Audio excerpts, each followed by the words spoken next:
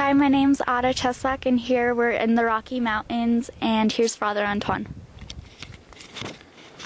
Hi, I'm Father Antoine Thomas from the community of St. John, founded 33 years ago in France by Father Marie-Dominique Philippe. And we are here in the Rocky Mountains to speak briefly about the importance of Eucharistic adoration for the children and the families of today. Father, could you tell us where we can find Jesus? That's a good question. So many people hear about Jesus today, but as a historical figure who existed 2,000 years ago. But today, for the children of the world who heard about Jesus, where can we find Jesus? Can we have really a personal encounter with Jesus? Or just in the book, just by opening the pages of the Gospel? You say, 93 years ago about, an angel was sent by God, the angel of Fatima, to 3 children. And in the 3 apparitions, he taught them how to adore, saying, "Oh my God, I believe, I adore, I hope, and I love you. And I beg pardon for those who do not believe, do not adore, do not hope, and do not love you." Then, on the 3rd apparition, and I say that to answer your questions, where can we find Jesus today? In the most conspicuous place, in the Holy Eucharist. Because Jesus said, "I am the bread of life." The bread of life, wow! And in chapter 6 of St. John, all parents preparing their children for First Communion should read chapter 6 of St. John, to read about Jesus saying, "I am the bread of life." And then at the Last Supper, you remember what he did. He took bread and said, "This is my body, which will be given up for you." And he gave them the body to eat. And today, especially the last 2 popes, following what the angel of Fatima asked the children on the 3rd apparition, ask the children of the world to bow down, to recognize in Jesus, in the Eucharist, the bread of life for their soul, who loves them so much. And in the last 25 years, it's amazing how many adoration chapels have blossomed, especially in America, but everywhere in the world. But the children have been a little bit forgotten. And recently, Pope John Paul II said, "I urge catechists, priests, parents to bring the children into the Eucharistic adoration of Jesus. Because that's where he is the most substantially present." And then Pope Benedict said very recently, in Sacramentum Caritatis, "I recommend that all children preparing First Communion be brought to Eucharistic adoration, to find Jesus there where he's the most substantially present." It's so important, that the children of your generation just not go to Mass on Sunday 1 hour, get bored because they don't understand the homily and so on, but visit Jesus in the Blessed Sacrament. And you can do that after going shopping with your mom, after school, instead of going back home straight. You say, "Mom, can we stop? Dad, can we stop?" Where Jesus is the most substantially present. And that's why Eucharistic adoration is so important, so that you receive the love of Jesus in your heart. Does it make sense? Yes. Good. Other question? Father, if you had one thing to say to the youth that was most important, what would it be? One thing that is really important at your age to do, I would say, never go to bed in the evening without adoring Jesus in your heart and offering your whole day to Jesus, your whole life, everything that you do, everything you have, everything you are. Never go to bed without offering that, the whole person, to God. And that's an act of adoration. Because you remember what Jesus said on the cross when he was dying. "Father, into your hands I commend my spirit."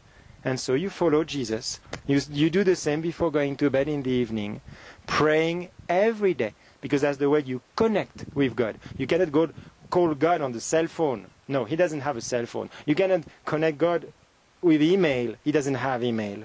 But as soon as you pray and you adore, you acknowledge his presence, he is there. And he's your Father. So I would say to all children of the world, God is present in your very soul, insofar you exist. He is your Father. And to show you for sure that He loves you, He gives you His holy Eucharistic presence. Thank you, Father. You're welcome. And goodbye to all for watching. Thank you. Bye-bye. Mary, full of grace, the Lord is with thee. Blessed art thou among women, and blessed is the fruit of thy womb, Jesus.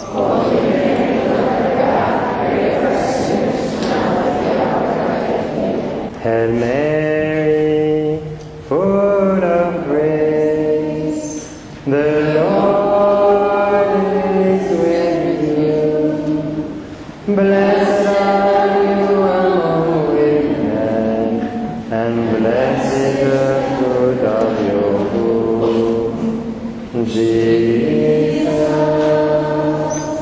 Holy Mary, Mother of God, pray for us sinners now and at the hour of death.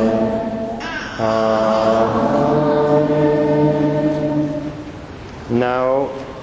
Now that we have invited the Virgin Mary, now that we crowned our Mother, we are going to focus on her Son. And her Son is right here, in his little house that we call a tabernacle. I invite everyone to kneel. This is praise, our Son is His praise. This is good in the house of God. This indeed is heaven's gate. Again together. How awesome is this place? How awesome is this place? This is good in the house of God. This indeed is heaven's gate. Come, let us bow down and worship. Let us kneel before the Lord our Maker. For Him is our God, and we are the people of His pasture. How awesome is His place! How awesome is His place! His glory in the house of God. This indeed is heaven's gate. Come, let us sing to the Lord. Let us make a joyful noise to Him. Let us enter His gates giving thanks. Let us make a joyful noise with songs of praise. How awesome is His place! How awesome is His place! This is good in the house of God. This indeed is heaven's gate. How awesome is His place! How awesome is His place! This is good in the house of God. This indeed is heaven's gate. How awesome is His place! How awesome is His place! This is good in the house of God. This indeed is heaven's gate. I seek you, Lord, O holy God, kneeling before you. I seek you,